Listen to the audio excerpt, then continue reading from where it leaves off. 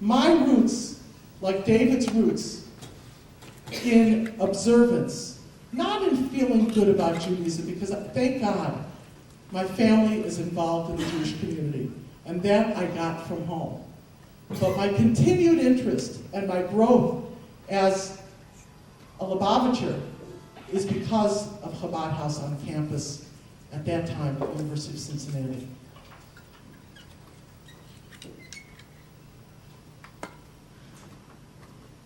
Some of the most profound relationships that I've had and that I have come from these last 30 years of being observant and being around Chabad and traveling for Chabad and speaking for Chabad and singing for Chabad and doing for Chabad. And I feel very, very blessed that I've had the honor of doing these things. This has led to many other ships, like friendship and companionship, and all the other wonderful ships that we go along with in life. Why Pittsburgh? You would think maybe University of Cincinnati. That's where I became an observant. Why Pittsburgh? Well, about 25 or so years ago, I went to this place in Minnesota. I remember my mother driving me to the airport saying, "Now don't you convert us when you come back." I said, "Mom, there's nothing to convert. You're Jewish."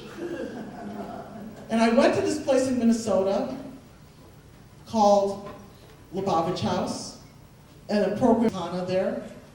And I met a Rabbi Friedman and a Rabbi Feller, and they taught us from the depths of their heart. And it was just during our summer vacations and winter vacations from college. And there, one of the times I went, I met two of my closest friends in life, Sarah Weinstein and Frady Silverman. Sarah, the co-director of our Chabad House on campus, and Frady Silverman, the co-board chairman with her husband. And why Chabad House on campus in Pittsburgh? Because I have been to a lot of Chabad houses all over the world. Thank God.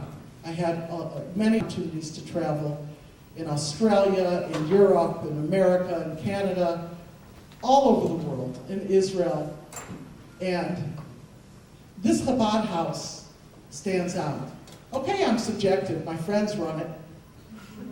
But this stands out in sincerity and depth and warmth, integrity, in constancy, in continuance, in all of the great ways. Sarah and Shmuel are the ultimate role models for college campus students, for Jewish college campus students.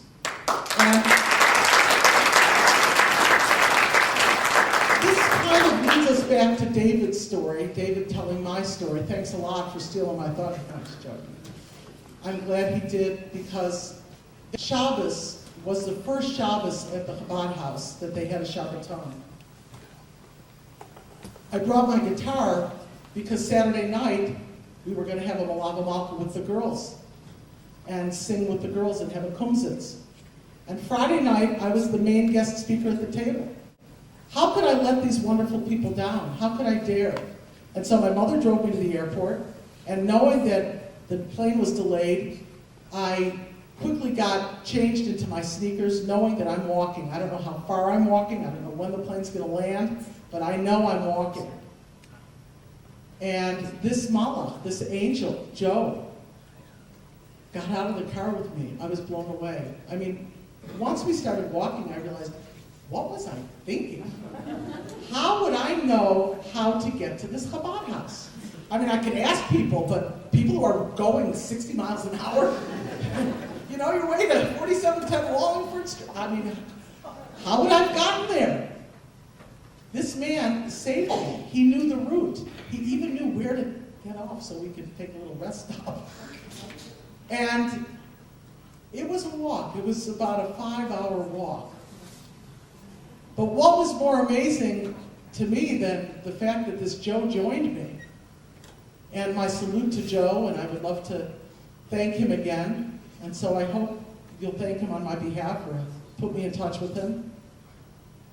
When I got there, those college kids were still sitting at the table. Shmuel, you must have really schlepped that meal out. We were hungry. I know you were, but they fed you eventually. I got there. But they were still waiting. I was amazed. I was totally blown away. And that Shabbos was the first Shabbos ever on campus. I could not let these people down. And I think we had a tremendously successful Malava Malka Saturday night event and singing and everything. And you see, David is not just a religious Jew, an observant Jew. He's a Jew who made serious commitments to marrying a Jewish woman, to becoming an observant Jew, to supporting Jewish people, Jewish institutions. From this one event, it snowballed into a life for him, a whole lifestyle.